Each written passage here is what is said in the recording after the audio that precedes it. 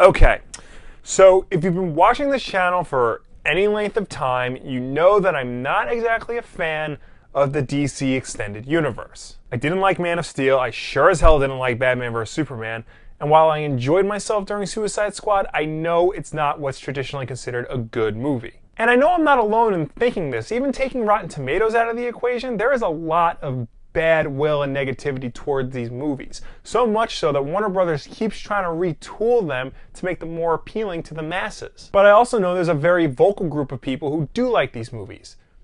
A very vocal group of people. So today I wanted to extend an olive branch to these people and talk about the things in the DC Extended Universe that I do like. Because believe it or not, there are some things these movies do that I enjoy. Some things. So here we go, the top 5 things I actually like about the DC Extended Universe. One thing that won't be on the list is the name. How can it be an extended universe if you're not counting the TV shows? It's a cinematic universe if only the movies are included. Come on now. Before we get started, I just wanted to say that this was a lot harder than I thought it was going to be. Like, I really had to look for good things to say about these films, and luckily I did. So here we go. Number 5.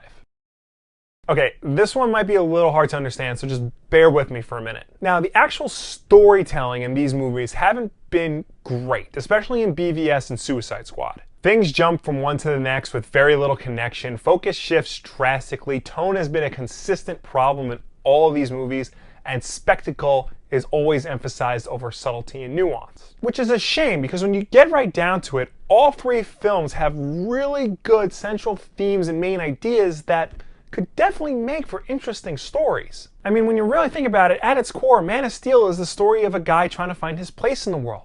Batman vs Superman is a story about power and responsibility. Suicide Squad about whether or not bad people can do good and change. Now, did these movies do a good job of conveying these ideas?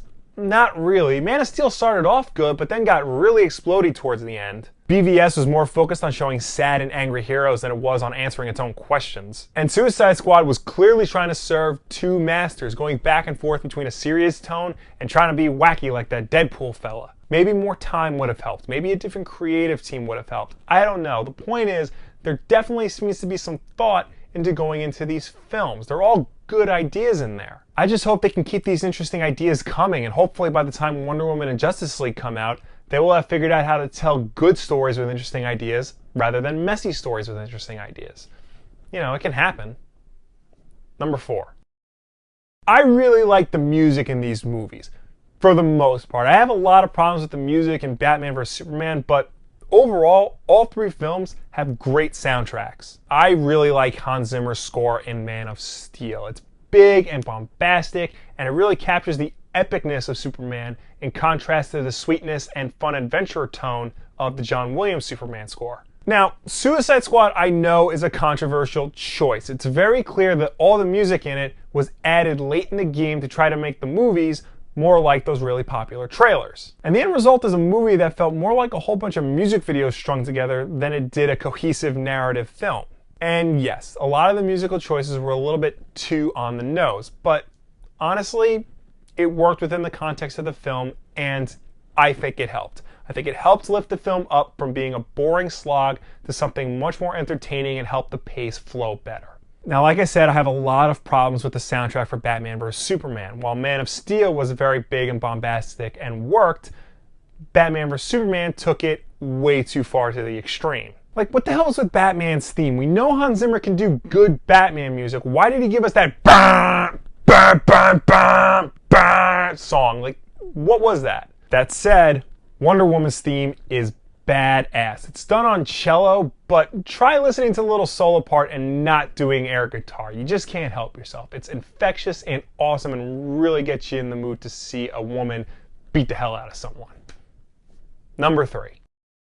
That one time they sent me a box with all those Batman vs Superman goodies in it. And I know it doesn't really have anything to do with the overall movies, but that was nice and there was some good stuff in there.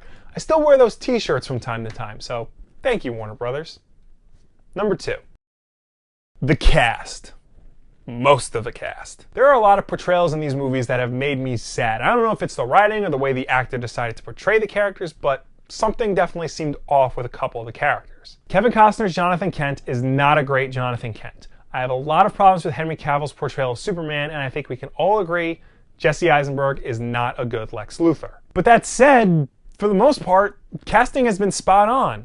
Great even. I really liked Michael Shannon's portrayal of General Zod in Man of Steel. I also really liked Russell Crowe as Jor-El, and I also liked, however you pronounce this woman's name, as Feora. Jeremy Irons is a great Alfred. Margot Robbie is the pitch-perfect idea of Harley Quinn. In fact, for the most part, the entire Suicide Squad was perfectly cast. Even the characters who I think didn't give it their all or whose problems were mostly in the writing still have potential. I have not written off Jared Leto as the Joker yet. I honestly think that giving the right material, he can do a lot with this role. He needs to fix his laugh, but I think he's got something here. Amy Adams may not have been given much to do as Lois Lane, but honestly, she's an amazing actress, and I know she can do what needs to be done to be the best Lois in this day and age. And even though I didn't like everything about this character's portrayal in BVS, Ben Affleck has what it takes to be Batman. I'm more than happy to see him in this role for the years to come.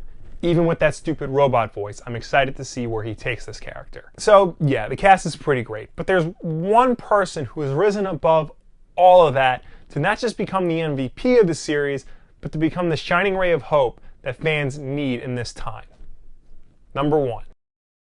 I freely admit that I was one of those assholes who thought that model actress Gal Gadot should not play Wonder Woman. She's too small. She's not muscular enough. Wonder Woman shouldn't be this dainty little thing, I said. And on I went until this picture came out. In one image, she shut me up. This is Wonder Woman, plain and simple. I look at the pictures of Henry Cavill's Superman and I think he's too sad. I look at the pictures of Ben Affleck's Batman and I think he's too huge. I look at Gal Gadot's Wonder Woman and I think, that's Wonder Woman. And I mean, when you think about it, she had literally done nothing yet. All she did was stand there, but it was enough to convince me that this is the right woman for the job. But she had the presence necessary for this character. And from her small appearances in the trailers to her basically superfluous role in BVS, she had everything she needed to do this character right. She did so much with so little. It's telling that when I saw BVS in theaters,